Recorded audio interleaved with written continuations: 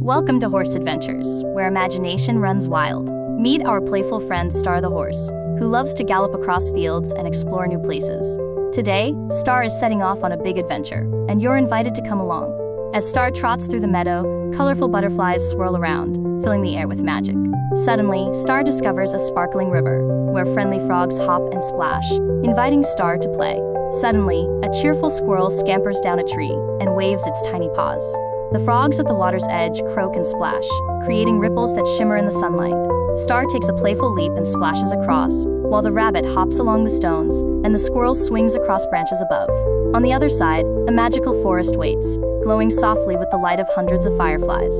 The deeper they go, the more wonders they find.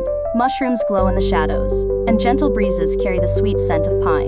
The friends discover a hidden clearing, where a treasure chest rests beneath an old oak tree. Inside, golden horseshoes sparkle brightly, filling the forest with magic. Star finds a treasure chest filled with shiny golden horseshoes. Thanks for joining us on Horse Adventures, where every day brings new wonders.